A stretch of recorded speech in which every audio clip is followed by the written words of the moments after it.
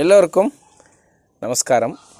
இந்த பதிவில் நாம் என்ன பார்க்க போகிறோம் அப்படின்னு பார்த்திங்கன்னா, இப்போ வெளி உலகத்தில் நம்ம பார்க்கும்போது பார்த்திங்கன்னா எல்லாருமே ஒரு வார்த்தையை உபயோகப்படுத்துறதை பார்ப்போம். மனசாட்சி அப்படின்னு ஒரு வார்த்தை உபயோகப்படுத்துவாங்க. ஆனால் நம்ம மக்கள் இந்த வார்த்தையை உபயோகமே படுத்தக்கூடாது. வேதத்தில் அதுக்கு இடம் இல்லை. தெய்வம் நமக்கு மனசாட்சிங்கிற வார்த்தையை உபயோகப்படுத்தக்கூடாது அப்படின்னு சொல்கிறாங்க.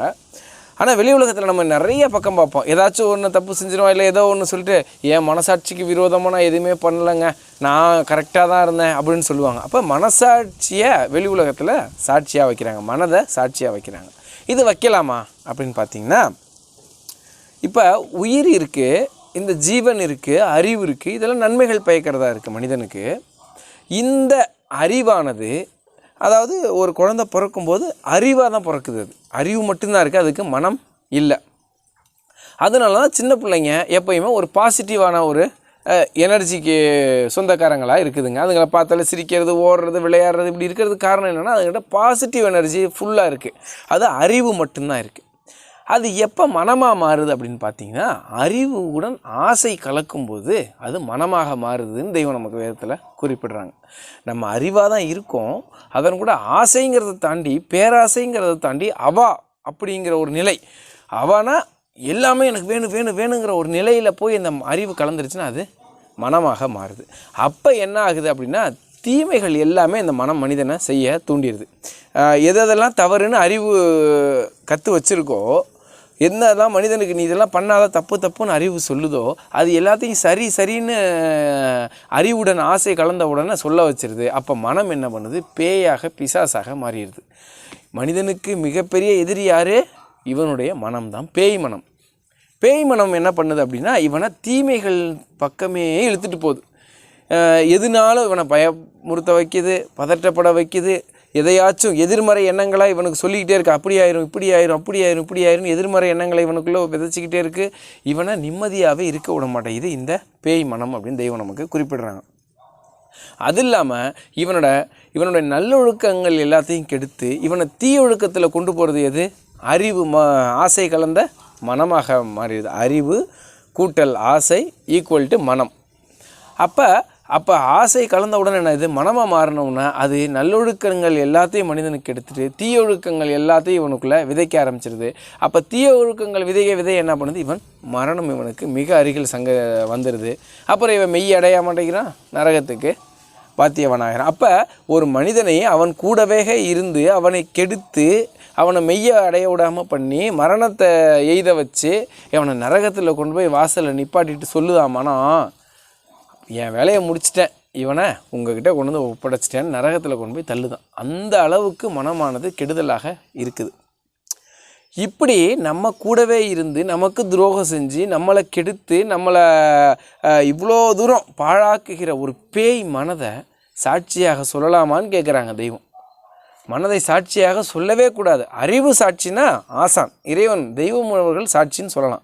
என்னுடைய அறிவுக்கு விரோதமாக நான் எதுவும் செய்யலைங்கிற வார்த்தையை நம்ம மேவழி மக்கள் உபயோகப்படுத்தலாம்.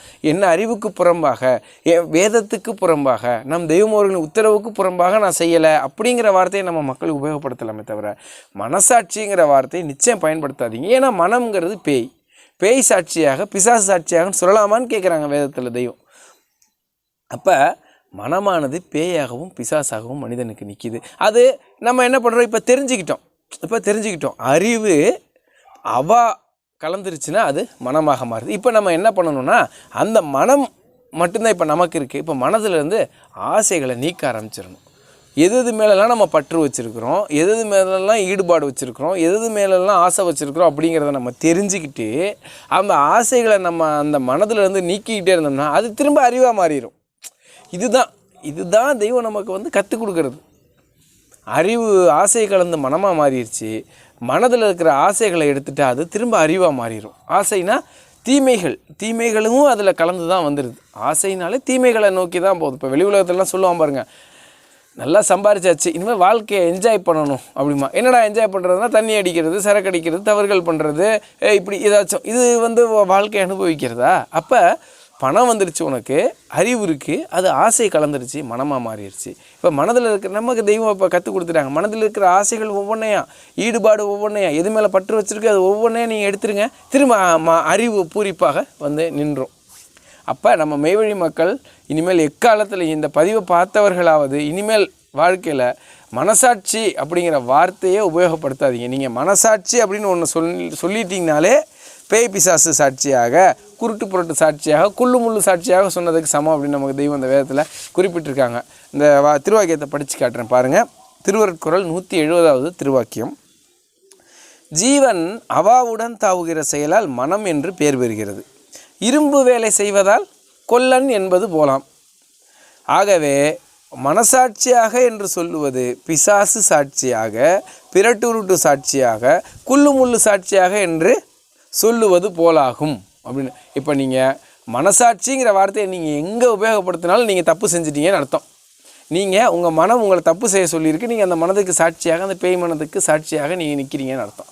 அதனால் மனம் தீமை, அறிவு ஆசான், மனம் பிசாசு, அறிவு இறைவனாக இருக்கும் பொழுது நம்ம அறிவு சாட்சியாக, வேத சாட்சியாக, நம் தெய்வமோர்கள் சாட்சியாக நம்ம வாழணுமே தவிர மனசாட்சியாக வாழவும் கூடாது.